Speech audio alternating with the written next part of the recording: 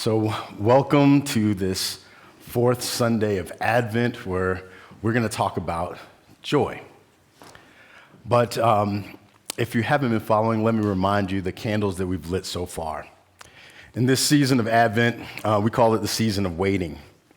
And we've been waiting for, hold on. I need some heat vision. Well, you know what it is. See, when it really lights up, we're going to be excited. Or not. All right. Well, I'm going to get creative. So we've lit the candle for faith and hope. We lit the candle for peace. We lit the candle for love. And now, we light the candle for joy. And believe it or not, despite all the things that we might have gone through, the things that we might be going through, and the things we might go through in the future, joy is why we're here.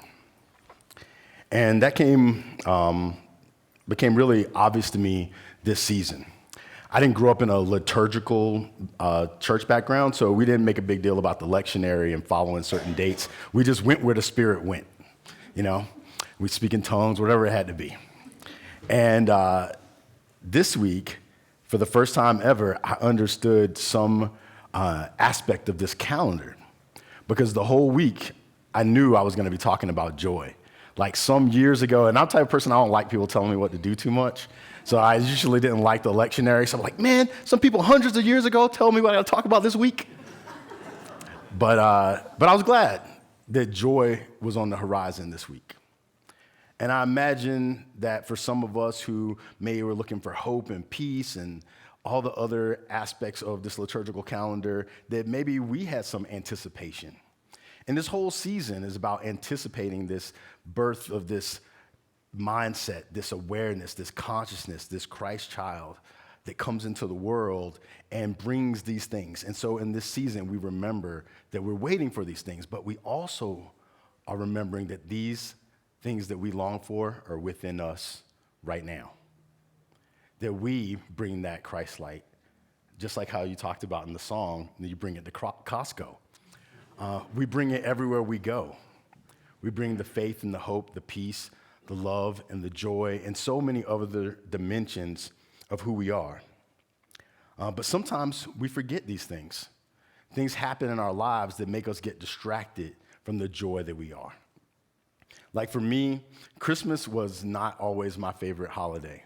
It ranks somewhere down here, And that's because, without getting too much into the drama, my parents broke up on Christmas. And so at a young age, I was like, oh no. So when the lights came up, my feelings went down because I knew what it symbolized for me. And then on the seventh Christmas that I had, I really thought I was done with Christmas for life. You see, after my parents separated, we moved in with my grandparents because my grandfather also passed away. And so we moved in with my grandmother. And this seventh Christmas was our first Christmas in our own place, just my mom, my brother, and myself. And we went to bed not thinking we were going to have any kind of real Christmassy thing going on, which was fine by me. But then when I woke up that morning, the living room was full of light. And somehow my mom, by some miracle, had set up a tree, filled it with lights, put lights all around in the living room, and there was toys and gifts everywhere. And she was like, Merry Christmas. And I know it must have meant so much to her to give that to us when we had had so much pain and so much loss. And so she did what she had to do, and she brought that out. And at first I was kind of like, oh no. But my little brother, who didn't remember any of the other things, he was thrilled. And so not too long after, I got thrilled too. And I was like, man, this is awesome. Okay, yay, all right, we can do this. And we enjoyed it so much that we kind of kept the lights on for a while. You ever go in somebody's house like January 15th, 16th, and you're like, okay.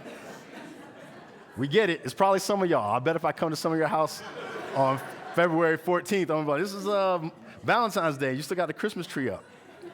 So we were those folks, because it reminded us of this magical morning that we had. And so one day I came home and the Christmas lights were off, right? But it wasn't just the Christmas lights that were off.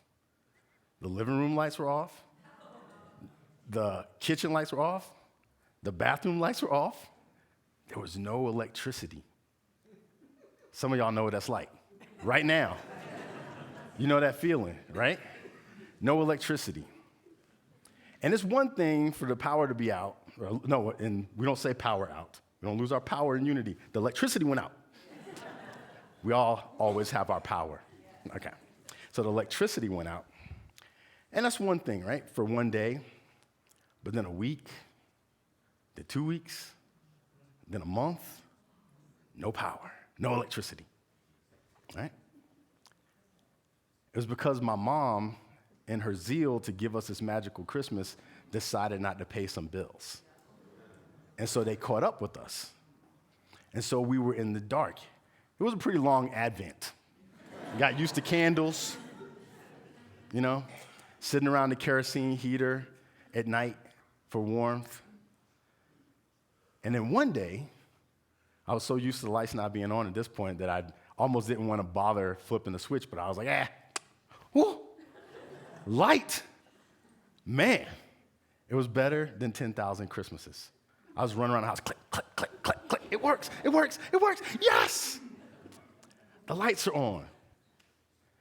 And man, what a joy we felt. That was like the maximum height of joy for those little lights. Because I was used to, when you're used to something, you don't think about it. You go, you flip on the switch, light turns on. Eventually, you don't think about it, just that's what it's supposed to do.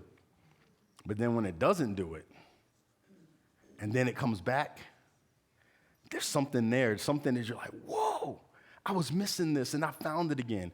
And that's why we're here. That's why we show up in this community.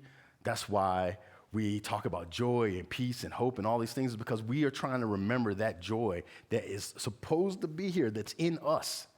That joy that illuminates our being, that joy that we bring to Costco and all those other places. That's what we're here for. And in this season of joy, that's what we're trying to remember. So there's this story. I'm assuming some of y'all are familiar with it, but I'm just going to bring it up just as a reminder. It's called The Prodigal Son. You ever heard of the prodigal son, that story? Yeah, right? And prodigal, if you're wondering, it just means reckless spending. So the recklessly spending child, right? So I'm going to change it to the joyful son, right? Or the joyful child. And you can fill in whatever. It can be father, daughter, mother, sons, whatever. There's this provider, there's this recipient of the provisions, and there's this tension. And so here's the story in Pedro style version of saying it. So this kid comes up to their parents, says, listen, got a proposition for you. When you're dead, and I'm not trying to rush anything, just saying, when you leave, kick the bucket, whatever it is, half of this is mine, right? It's like, yep. Well, listen, why don't I give you the joy of sharing that gift with me now? Give me my inheritance today. And then I'll have the joy of living a life that I'd rather live than being a part of this family business, and everybody's happy.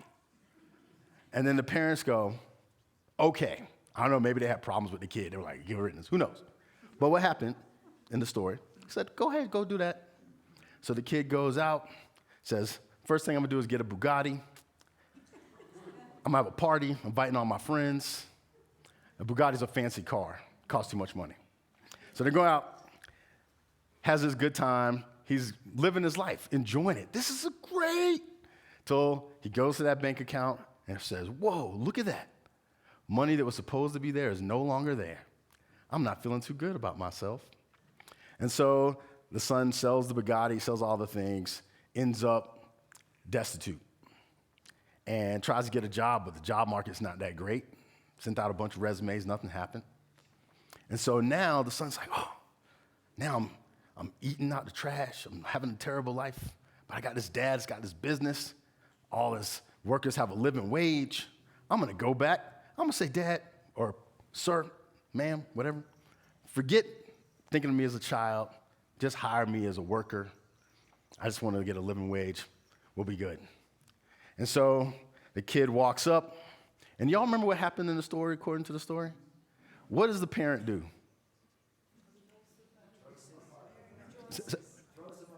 Throws him a party. Yep.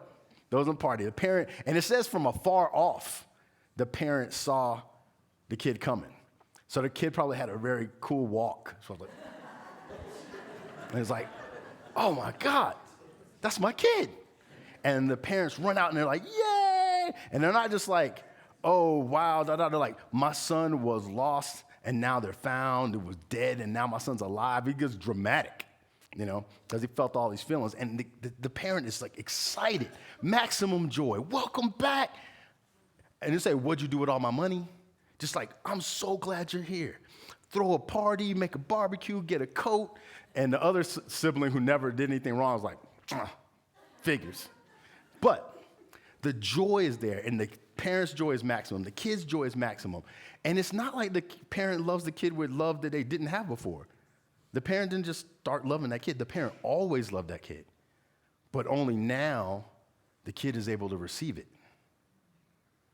Because the kid knew what it was like to not have it. And now the kid knows what it is to have it. And now the joy is complete. And that's what we're here for. That's one of the teachings that Jesus taught. Jesus said to his disciples during the farewell discourses, he said, like the Creator loved me, I love you. I'm telling you all this stuff so that my joy can be in you and your joy can be complete. That's what we're here for. That's why we gather. That's why we put in the effort to try to remember and remind other folks about why we're here. But sometimes it's hard. Things happen. Recently, we have had shootings both here and abroad that bring up things for us. And if you're in Boulder County, not that far from here, we had incidents. We have well-known people that lost their lives at the hands of the unthinkable. All these things that distract us from the joy that's within us. But if we can keep the lights on, then we can illuminate the world. And man, what a joy we can have. So I'm gonna tell you a story. It's kind of funny, maybe it's not funny, but it's funny now. For like months and months and months, my car could not go in reverse. When I first came to work here, the first day I told Sue, I was like, hey, if you see me parking funny, it's just because, my car can't go in reverse. And this had been going on for months, so I had to be strategically parking. There was one time where I went in a parking garage and got stuck, and I had to go back. It was a scene, and the people from the RIU could see me pushing my car on the roof in Boulder, and I was like, It was wild. There's a lot of funny stories that come out of it. But not too long ago, a few weeks ago, when we had that, right before we had this freeze, my car I was going to get it fixed, and then the money that I was going to get it fixed with fell through. So I was like, I'm going to wait, right? It's going to be a little bit longer advent from my car. And then the car just turned off, wouldn't turn on. So I had to get it towed to the person that was supposed to fix it anyway. And it ended up just being a battery issue. But I said, you know what, while it's there, just fix the thing and put it so it can go in reverse. So a couple days later, I'm driving. We have this freeze. I'm going to get some pizza.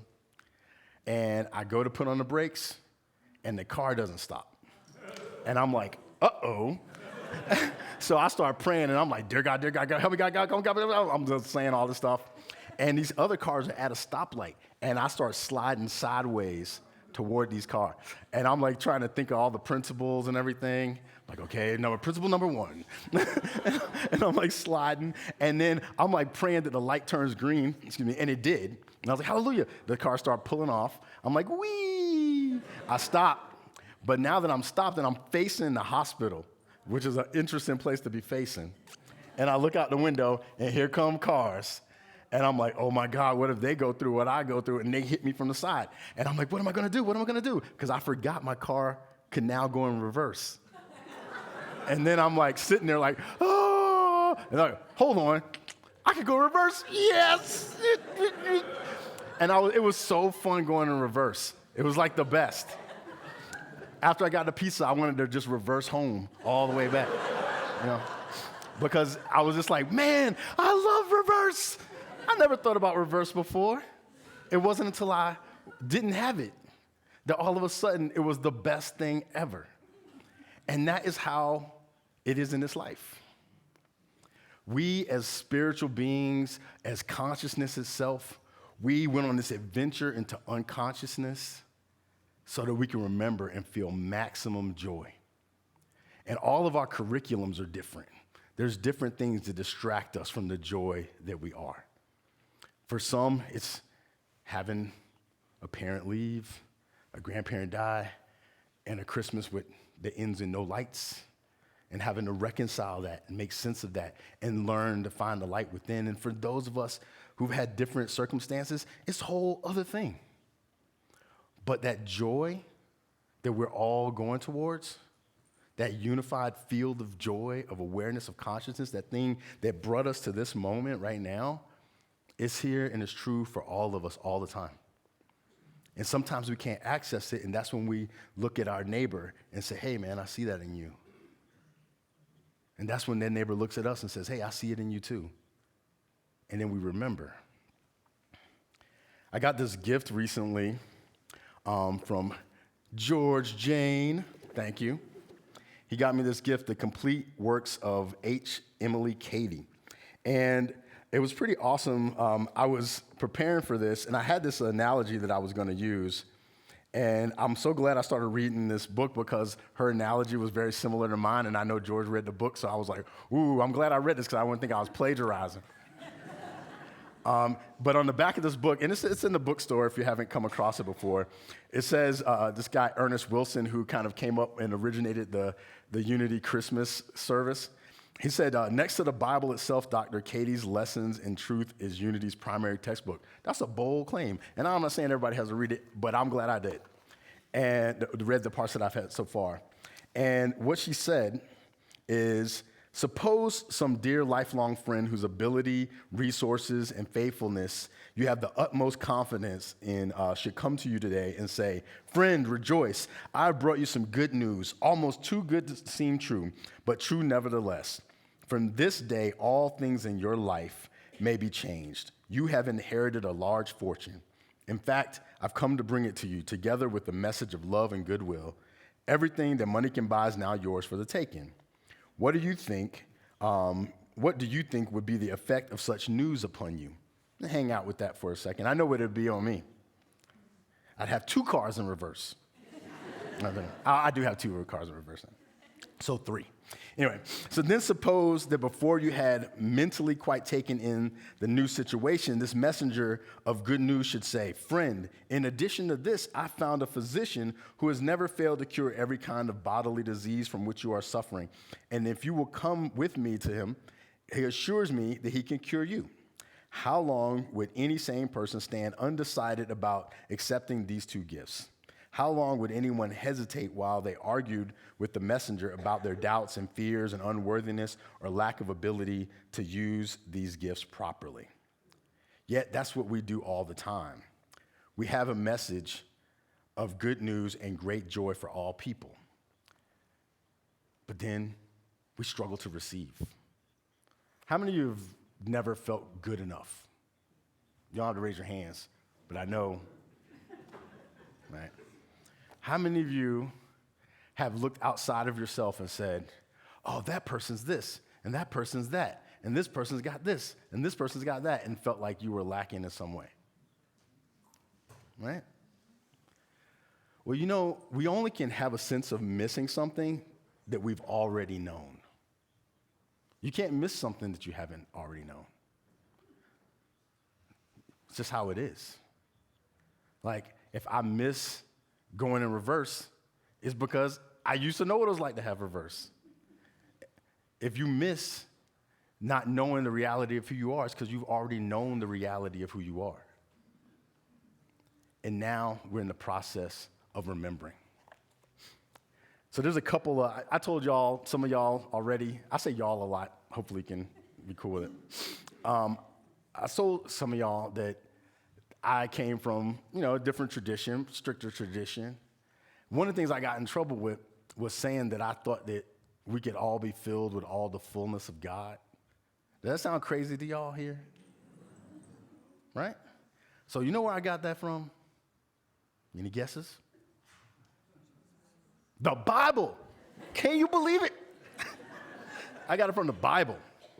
So there's this prayer in the Bible, Ephesians 3. Paul's praying, and he says, for this reason, I bow my knees before the Creator, from whom every family in heaven and on earth takes its name. Now, that doesn't sound like a lot, but we're going to be doing the White Stone ceremony in a couple weeks, and some of you will kind of start connecting these dots, but there's this, when you have a name, that means that's the family you come from, right? And there's certain things that come from that. So this guy's saying, everyone on earth gets their name or who they are from this reality of this Creator. So we're all in the same family. So that's how he starts off. And then he says, I pray that according to the riches of the Creator's glory, you may be granted and strengthened in your inner being with power through God's Spirit. Doesn't sound crazy to me. They be strengthened in your inner being. And then he says, and that Christ may dwell in your hearts through faith. Doesn't sound crazy. As you are being rooted and grounded in love, like a tree, rooted and grounded in love. And then he says, I pray that you may have the power to comprehend with all the saints what is the breadth and the length and the height and the depth, and to know the love of Christ that surpasses knowledge. And here's the kicker, so that you may be filled with all the fullness of God. That's some old school Christianity. But it's telling us that we can be filled with all the fullness of God, that there's nothing in us lacking, nothing in us that's missing, that we have it by being rooted and grounded in love. We have access to this fullness. But there's also this teaching that tells us that we're not enough, that we can fail this task, that we are less than. And that pervasive lie, because that's what it is, tells us that we aren't who we are. And it's the same lie that told that son, hey, man, you left, you made these mistakes, your dad and the parents aren't going to want you anymore. But that's not true. That same love was there. Only now that child was equipped to receive it. The gift to each and every one of us in this atmosphere, where we sometimes forget, is remembering the love that we came here with, the love that once we remember it, we gift it freely, and then the power of that maximum joy. That maximum joy. So as I start to wind down, I'm just going to share. I'm going a little heavy on the Bible because I think that what unity does is it tries to tell that story that you have an inheritance and you forgot. And that sometimes that inheritance comes in a package that's from old school scriptures and we're like, no, but that's because we've been not taught how to hear what it's really telling us of our value and our worth and the beauty and the fullness of God's love and God's very being that dwells in us, absolutely and wholly. And so James said that when you go through things, just count it all as joy. There's this thing in comedy. I do stand-up comedy, for those of y'all who know, sometimes on the side. And sometimes here. And it says this formula is tragedy plus time. And so if there's a tragedy with enough time, it becomes funny. That's why sometimes you can tell a joke right after something happens and people go, too soon. Come back in a month. It'll be funny. And then I added to a disaster plus distance, because sometimes there can be a disaster, but if we're far away from the disaster, then we might see something that's funny that someone else won't see as funny. But this is all wrapped up in this human knowing that there's something joyful that is waiting for us. And so that's when James says, I don't know if James was a stand-up comedian, but he said a couple funny things. Jesus did too, if you read them. Funny stuff. He does poop jokes. But But there's this joy that's accessible to us. And if we can learn to anticipate that joy, even in the hard times, we can count it all as joy. So I'm going to end with this experience I had last night. I called my mom last night, and I wasn't feeling particularly joyful. And my mom does not know who I am because my mom has dementia. My mom doesn't even know her own last name. And I called her and I said some stuff, and I was just saying things just to be saying things. And my mom was reading a pamphlet or something, so she wasn't really listening to me, which is not dissimilar than before. But I was talking to her, and I said something, and then she laughed. And I said, "Oh, is that funny?" And she said, "Yeah." And then I giggled, and then she giggled some more. Then she giggled some more, then we just were giggling. And I was just like, you know what? Let me just laugh. And then we both just sat on the phone going, and it just kept going because joy is contagious. Joy is contagious. And even though my mom doesn't have the words to articulate who I am or who she is, and maybe she knows, I don't know, but she cannot articulate it. And whatever words that I might say to bring up things or to share stuff with my mom, she's not going to know, right? She doesn't even remember converting to Judaism. She just doesn't remember, right? But that joy was still in there. And so we laughed, and some tears fell down my face, and we laughed some more. And I said, "Hey, Mom, thank you for helping me with my talk tomorrow." And then she said, "Oh, yeah?" And then she laughed some more, you know? And we hung out in this joy that with or without words was complete. And all the things that we've experienced all our lives, and we butted heads a lot, it's erased in the joy that's really present now. And that's the gift for all of us. And if we could allow it, if we can allow it, man, what can we bring to this world? If we remember who we are, we remember that our joy was always complete, and it always will be complete. That we are always enough, no matter what the world tells us, even no matter what sometimes the people we love tell us. We're complete. My prayer for you, for all of us, is that whenever we can, we remember this. And that when we remember this, we remind others. May it be so.